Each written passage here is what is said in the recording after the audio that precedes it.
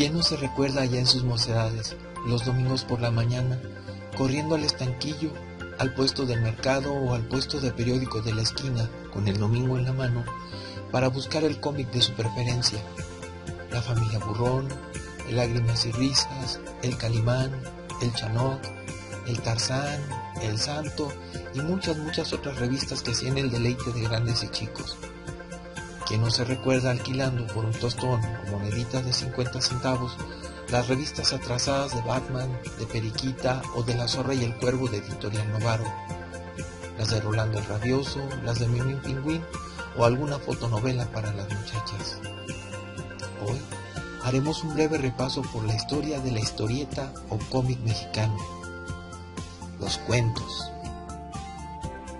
La historieta, cómic, monitos, cuentos o muñequitos, como también se les llama, tiene una gran importancia en México, estimándose que su edad dorada fue entre los años 40 y 50. Una sola de sus revistas podía alcanzar una tirada diaria de 350,000 ejemplares, con 2 ediciones dominicales, y dado que un mismo ejemplar era leído por media docena de individuos, permitieron que por primera vez entre 5 y 10 millones de mexicanos compartiesen en sincronía los mismos deleites culturales. Todavía, en 1989 mantenían la capacidad de lectura de un 61% de la población y constituían el 80% de las publicaciones periódicas, aunque poco después el propio cómic mexicano, el creado por los autores nacionales, entraría en un periodo de crisis que dura hasta nuestra actualidad. En un ensayo publicado en la Revista Latinoamericana de Estudios sobre la Historieta, Armando Bartra la describe de la siguiente forma: con pocos recursos y sin el peso de la academia ni el lastre de la tradición, la imaginería monera mexicana es culturalmente irresponsable, pero también es ligera, desparpajada, libérrima, frente a la mesurada armonía de la historieta europea y hasta del cómic norteamericano. Nuestros monitos resultan excesivos, delirantes, productos de una creatividad desmecatada, donde las convenciones del superyo cultural que encorsetan a los primermundistas dejan paso a los desfajados impulsos del inconsciente tumultuario. Algunas tradiciones precolombinas a las que pertenece el Códice Nutal en escritura mixteca y ciertos catecismos náhuatl del siglo XVI pueden ajustarse a la definición de historieta, pero dado que la prefiguran por el lenguaje, pero no por el sistema de reproducción y tampoco por los destinatarios, no son consideradas como tales por todos los teóricos, ya que muchos consideran la historieta como un producto cultural de la modernidad industrial y política occidental que surgió en paralelo a la evolución de la prensa como primer medio de comunicación de masas y buscan la primera historieta entre las reproducidas en ella. La primera historieta publicada en la prensa mexicana es Rosa y Federico, novela ilustrada contemporánea de José Tomás de Cuéllar, José María Villasana, que vio la luz en el periódico de breve vida La Ilustración Potosina en 1869. Otros autores como Jesús T. Alamilla, Daniel Cabrera, Jesús Martínez Carrión, Alejandro Casarín, Constantino Escalante, Juan Gaitán, Rudolf Müller, Noé y sobre todo Santiago Hernández también desarrollaron posteriormente historietas breves donde satirizan a los políticos y a la sociedad del país en general. Durante el Porfiriato, de 1876 a 1911, periodo de estabilidad y de mucho progreso económico en el país, se desarrolla en la prensa del país una nueva historieta de divertimento, más neutra políticamente, obra de autores como Carlos Alcalde, Ernesto García Cabral, Rafael Hilo, Eugenio Olvera, José Clemente Orozco, Santiago R. de la Vega y Julio Ruelas. La primera serie periódica de monos fue distribuida, sin embargo, a partir de 1880 por la cigarrería El Buen Tono, que inserta en cada cajetilla la historia de una mujer, una serie de 102 litografías ejecutadas por el pintor catalán Eusebio Planas. Posteriormente, también se publican series en la prensa, como Don Chepito, de José Guadalupe Posada, y Aventuras de un Tourista, de 1903 a 1904, de Martínez Carrión, ambas con protagonista fijo.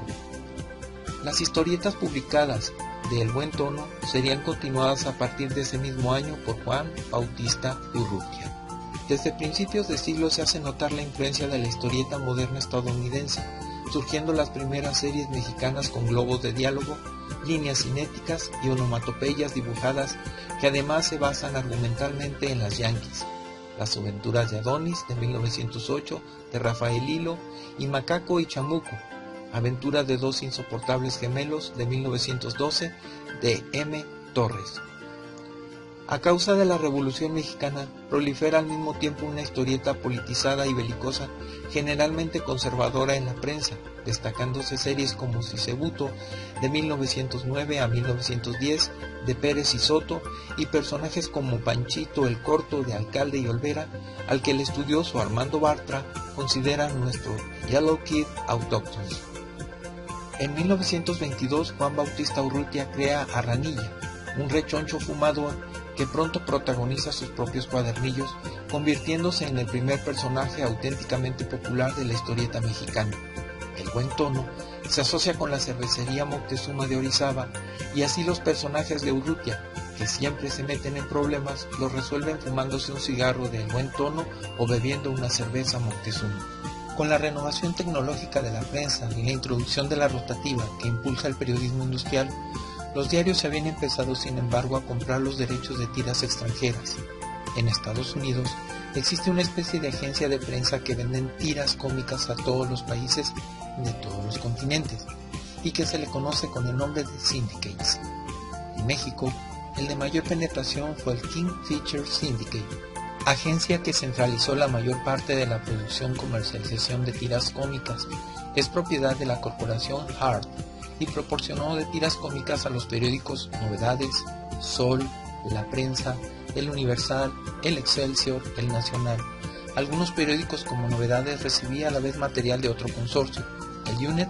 Features Syndicate, también norteamericano. En la segunda década del siglo ya hay varios suplementos dominicales con sección de monitos, muchas de ellas basadas en series estadounidenses que empiezan a presentar un amplio abanico de personajes típicos mexicanos como los charros, aunque todavía ignora a los pueblos autóctonos. Son Don Catarino y su apreciable familia y Johnny Smith, ambas creadas en 1921 por el guionista Carlos Fernández Benedicto para El Heraldo de México, a las que le seguirían Mamerto y sus conocencias, también de 1925, El Señor Pestaña, de 1927, Adelaido el Conquistador, de 1928, y Segundo Rey de Moscavia, de 1934 en El Universal,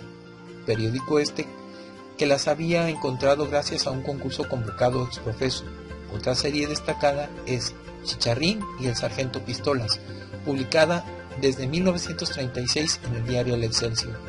La primera historieta seria, es decir, de grafismo realista,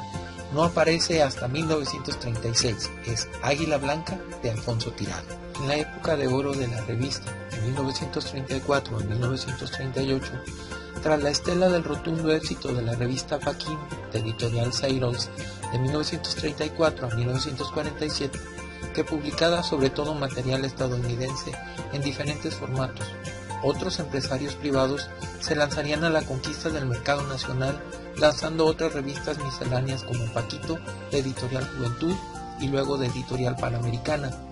hasta 1935, Chamaco, de Publicaciones Herrerías, de 1936 a 1957,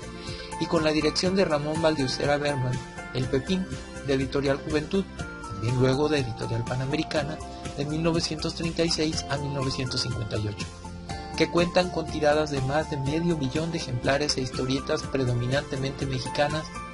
como A Batacazo Limpio, Rolando el Rabioso de Gaspar Bolaños, Los Supersabios de Germán Butzel, una de mis favoritas, Adelita y las Guerrillas de José G. Cruz. La Secretaría de Educación Pública y varias asociaciones católicas también editan sus propias revistas. Determinadas características apartaban a los pepines, pues así se conocía coloquialmente a todas estas revistas, de los estándares del cómic internacional. Su formato extremoso, 28 centímetros por 43 los grandes y 12 por 15 los chicos, su impresión en una sola tinta con frecuencia sepia o verde, su proclividad al mediotono y al collage, su frenético ritmo, algunos aparecían todos los días y 2 veces los domingos, su carácter misceláneo y finalmente su creciente orientación al público adulto. Ya en la siguiente década tuvo lugar la edad de oro del cómic mexicano, Memín Pingüín de 1945 de Yolanda Vargas Dulce y Sixto Valencia, La familia Burrón de 1948 y Los Superlocos de Gabriel Vargas, entre otros ejemplos, dan testimonio de ello.